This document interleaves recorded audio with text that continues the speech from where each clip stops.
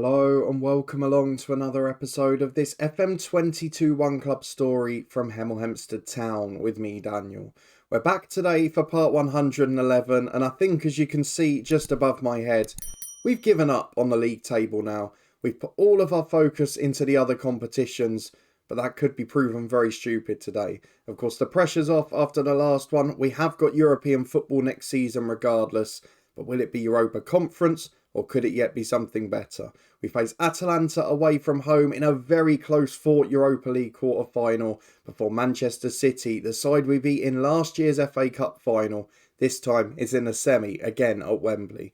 They're up to fourth this year, they're having a much better season, so it's sure to be a difficult test. But if you're looking forward to finding out how we get on, whether we can get through in ideally both, but at least one of the competitions, then please do put a thumbs up on it. Subscribe down below for daily FM22 content from two long-term stories. We've got a big season in the head, coach. It was a massive episode yesterday, and it doesn't get much bigger than tomorrow either. There's also links up there to the Twitch channel, the football podcast, and the merchandise store. And of course, you can support as a channel member down below if you wish.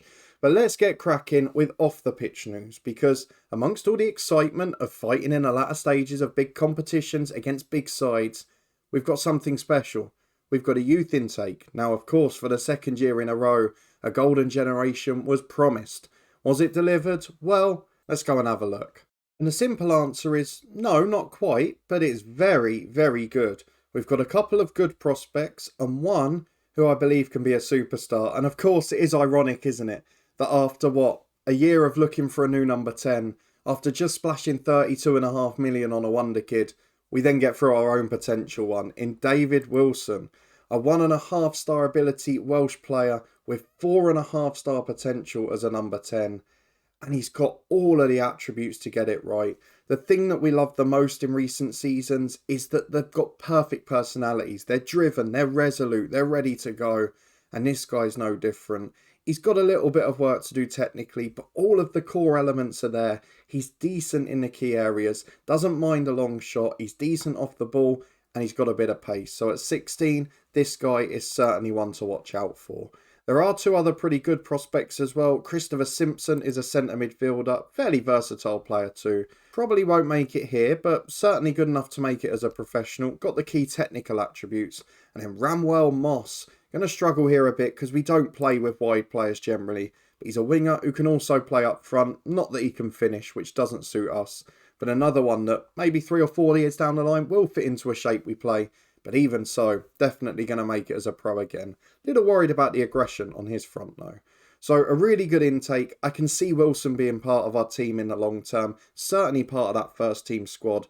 And homegrown players at the club is going to be an essential element of this project moving forward, because that will allow us to have 25-man European squads. That will allow us to progress. And if we do drop into the Europa Conference next year, then perhaps even better for youngsters like him. Let's move back to on the pitch action though and have a look at the schedule. I guess you can tell by the fact that we're languishing in 10th place, should we say. We've dropped down the league a bit. I think you'll know that we haven't done too well in the league, but in the cups, we've done really well. I think you can see any league game in between cup matches, we've basically just rested everyone. And as a result, we've not won in 4 in the league. We've let in some goals away from home in particular, but also we have had a pretty tough run of fixtures. So you were with me for the Carabao Cup final and the big game against Leipzig in the last 32. We have done well in the cups, but we got lucky to start off with. The first game after you were last with me was Watford in the FA Cup. It was 3 days after the penalties victory against Spurs in the Carabao Cup final, and it ended the same way. We relied on a very late Tammy Abraham equaliser in the 90 minutes. That kept us in the tie after Corder's early strike, but we were really poor. Josh Hayes became a hero. He was absolutely fantastic in that game. The next one, though, we won 4-0 against Fulham. That was a real positive for us. Fulham bottom of the league. We're hoping they go down, not from anything personal, but they've got Tyrese Ricketts up front, remember. His release clause if they get relegated is under £20 million. I will be desperate to get him if that happens. I see him as my replacement for Abraham next year, so I'm doing that bit of work in the background already. Carlos Martin, back in the side, got another goal. 2 for Torres and 1 for Arlan late on in stoppage time. A 3-1 win followed at home to Fenerbahce, that one in the first leg of the last 16 tie in Europe. Rika got a hat-trick after we fell behind very early. I got a little bit worried at that point, but the same man who scored got sent off late on. It allowed us to get a third goal late in the tie, and it robbed them of one of their star men in the second leg, so it all worked really well. We of course rested a few against Southampton, not as many as we normally would, because I saw that as key in the battle for 7th, but I instantly regretted it. German Moreira got another injury. Yes, Carlos Martin scored, but we weren't great, and I learnt my lesson for the games after that. We then won 2-0 away at Fenerbahce, Peebles and Leacock getting the goals there, before another penalties victory in the FA Cup. Our first choice team played against Liverpool, a couple of changes were enforced, but I cannot explain the influence of John Moore here. You saw his heroics against Spurs. This one was even better. Rika scored us a smash and grab goal in the first half. We didn't deserve to get to extra time or pens. But then John Moore, after the first penalty, saved 3 in a row. Absolutely incredible effort. Rika, Martin and Ndu scored theirs, and it sent us through to the semi-final, which we'll play today against City. We then had back-to-back 3-0 defeats, firstly against Manchester United, where we were just blitzed, against West Ham with our backup side, where, to be fair, we were blitzed again. Giorgio Adesi, a player we tried to sign a couple of seasons ago. He's doing really well for them there. 6 starts, 6 goals. You can see why we wanted to have him.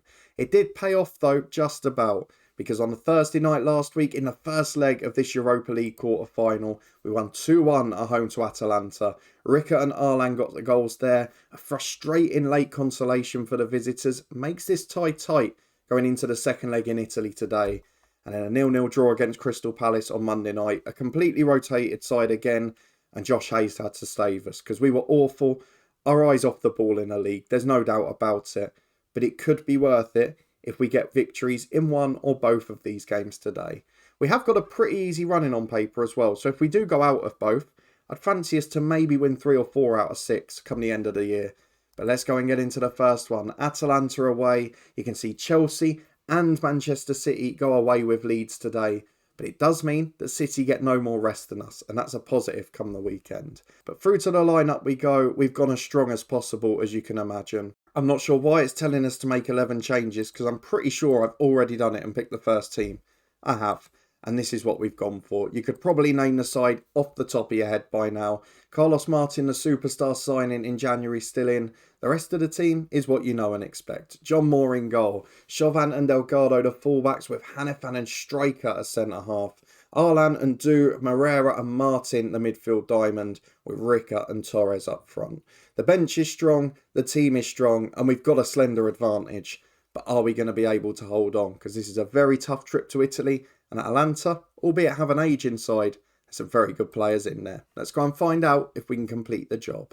Well, in we go, and I think you can see what I mean now, because we're nearly 13 years in, and you can still see Christopher Ayer, Carlos Soler and Sander Berger in the starting 11. Looking at the bench, you've got Darami and Alanga, largely players that relied upon their pace to be tricky, exciting, attacking players.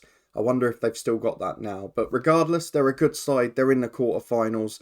It looks like they've matched up with a diamond there. And that's something being pointed out by the assistant. That has very seldom happened in this series. And I don't know what impact it's going to have. So 2 changes for them, 11 for us. And maybe that's the advantage. We've rested the whole team ahead of tonight. And I'm hopeful we can create history and get to the semi-finals. There's a good chance we'll face an English side if we do so. The stadium is bright under the lights and the first half is ready to get going. Well, 34 minutes on the clock, and isn't this all a bit pedestrian? We've not seen anything until this moment. Hanifan surging out of defence with the ball to Martin, over the top to Rika. Oh, he's forced a little wide. He's got a man in the middle though in Torres. And that is crucial. The 2-goal lead is there. And this has been so professional. No shots on target for Atalanta. No highlights. We've kept the ball pretty well. We've had 56% of it. And with just our second shot on target, we break away down the right and get the goal that could be crucial.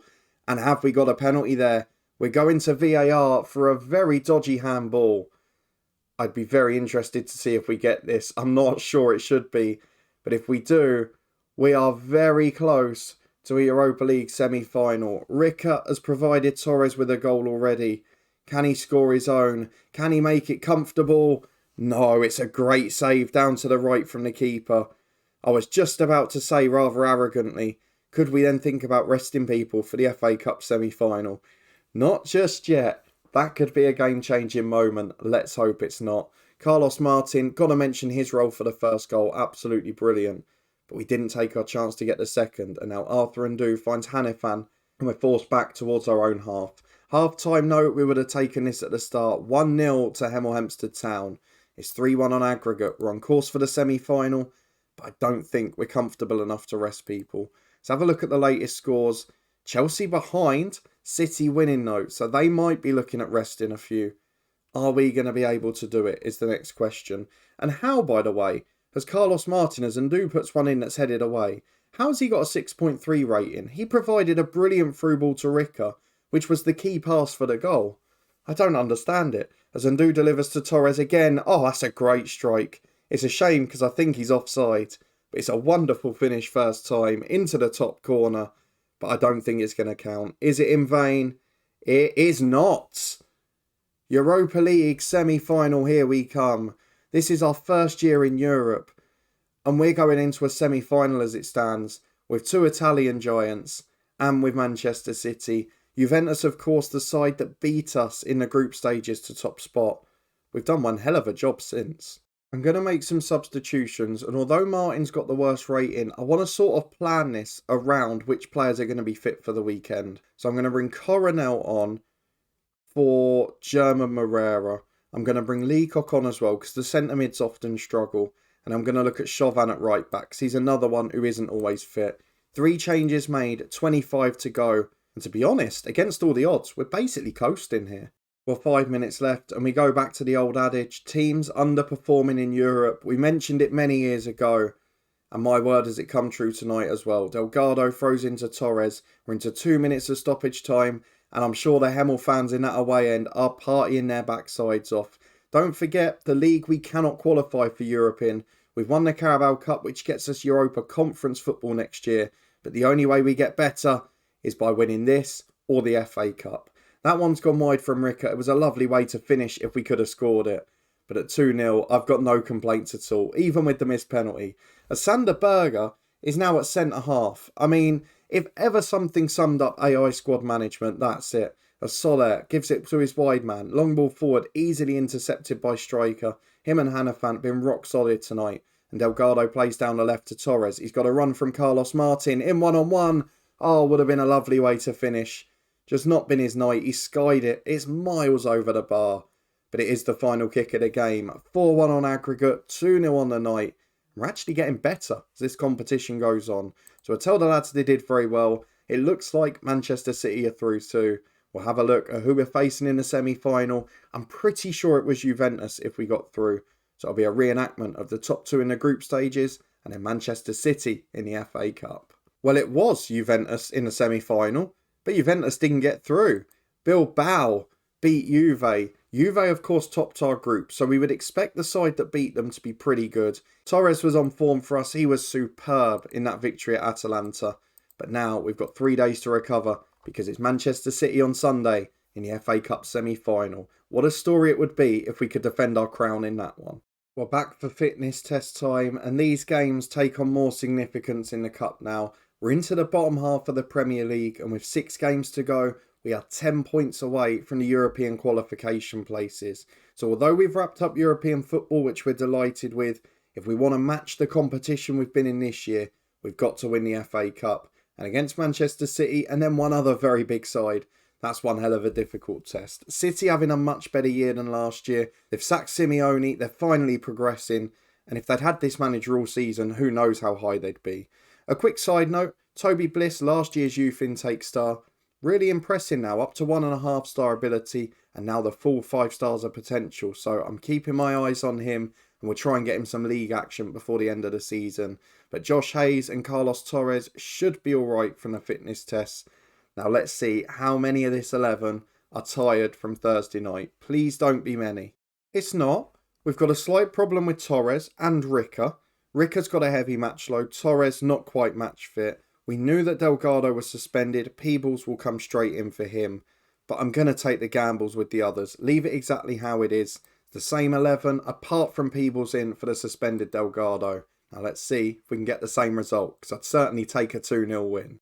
Or maybe a sign of the slight differences between the two sides. Just the one change for us. City have made 3. They've got that little bit more scope. Still a fairly experienced squad. They've got more of the younger players on the bench today. So it means we see the likes of Foden, Tonali and Gilmore as a midfield 3. Delap and Martinez up front. But their left back Araujo, someone we've tried to sign before. The rest of the back 4 is very strong. And they've got quality on the bench if they need it. So I'm not sure how this one's going to pan out. I'm not as confident as last year. They're probably the form team in the division since November when the new manager came in. And of course you've seen they're flying in Europe as well. So this going to be one hell of a test. But it's Hemel Hempstead Town at Wembley Stadium. And you all know our history here. Even from just a few weeks ago. Let's get into the first half. As we're back with 8 minutes in, City going down the right-hand side, trying to create something early doors. Peebles is going to be targeted. He is the sub-player in this team. Incidentally, he's staying for another season. We secured another loan deal, no fee and 33 grand a week, which for a backup at this level is pretty solid work, isn't it? He blocks the cross there as it's out to Tonali. The experienced City side trying to heap the pressure on. 5 players in the box, Gilmore one of them. Goes wide to Kalulu and Tonali. Kalulu again. They're keeping it well, playing 1-2s. Who delivers the cross though? It's a great save, John Moore. Tips the header at the back post onto the bar. And it's cleared away at the second attempt. That is stunning. And we've seen so many times our goalkeepers provide heroics at Wembley at every level in this save. And John Moore, after doing it a few weeks ago at Spurs, is well on his way to doing it again here. Quarter of an hour gone. City started by far the better. But it's 0-0. And that's all that matters. Well, just a couple of minutes to half time. We haven't seen much of the half, but look at the stats. City, 10 shots to 2, 6 on target to none. But I mentioned the same thing as against Spurs, as the Championship playoff final a few years ago. So many other games that we've talked about. Does it matter if you keep the score 0-0? John Moore is the best player on the pitch for us. We know we're at Wembley. Our goalkeeper is going to be the star. But this is all about staying in the game. And then finding the one magic moment late on with a younger squad, which should be an advantage for that. As Ndu finds Ricker, the centre forward, through ball to Carlos Martin. Oh, he could have upped his ante for the heroic stakes there. Been a brilliant signing since January, but not able to produce the goods this time. First shot on target though, and it was a big chance. But look at the fitness. There's a couple of very tired old heads in that City team. Martinez, one of them, off already. And they've got a few others too. So that should give us an advantage. But now our legs from midweek are starting to tire as well. So with a quarter to go, John Moore plays out from the back with a goal kick. It's out to Chauvin and now Arthur Ndu. We'll think about our own subs in a moment. That's an awful tackle. Gotta give him a red. He's flown in from behind. It's a terrible challenge from Liam Delap. And rightly so, he's sent off. For the second time at Wembley this year, in a big game, we are playing against 10 and I'm going to make some changes. Torres is shattered. He wasn't fully fit anyway. Charlie McNeil is on for him. Terry Clark for the nervous Carlos Martin in behind. And then Moreira's on a yellow. We don't want to risk the same. So Miguel Coronel. There's virtually no difference in quality. Come on for the last 20 minutes. Let's see if we can get on top here. We just need that one chance. They're telling me to go positive. I'm not gonna, because we're not that strong against the counter. As Coronel puts a free kick in, headed away by Araujo. Arthur Ndu brings it down. Goes wide towards Terry Clark, who's drifted left. Gets into the box, well challenged by Kalulu. Tonali and Gilmore play a 1-2 and it's cleared long downfield. But City have lost that outlet now and Peebles can recycle it. Finds Hanifan to Peebles, brings it over halfway. Has support but just takes the easy option there. And Peebles does now go long. Ndu brings it down for Ricker. Clark to Ndu. Can he be a hero? You bet he can. Terry Clark off the bench with the assist. It's composed play from the young man. But what a finish from Ndu. An experienced player, one of the oldest in the team. And he slides that in with so much composure. And in a game we've been pasted, our discipline saves us. We've kept 11 on the pitch. And late on we come strong as Coronel with a free kick just wide. Now I have to think about the time wasting because we are into that territory. A City have a corner. It's a bit too nerve-wrangling for me. Header straight at John Moore, who is still our best rated player today despite the goal. Here he is, taking his time to play out. Rolls it short to Hanifan. Carries it past the centre forward. Now can we take advantage of the man? It's long towards McNeil the sub, but he's not going to get there. And Moore clears it to Gilmore, who's out on the right. Up towards the forward, headed away by Clark. Now McNeil can bring it down. Ricker's with him. Finds him to Clark, to McNeil. What a move. What a finish. We are going back to the FA Cup final. We beat the same side that we beat in last year's one. And this time, we've got past them to reach the event. This is turning into a very good episode. I know that we've had to give up our league form. We're in the bottom half. It's not ideal to go backwards in that regard.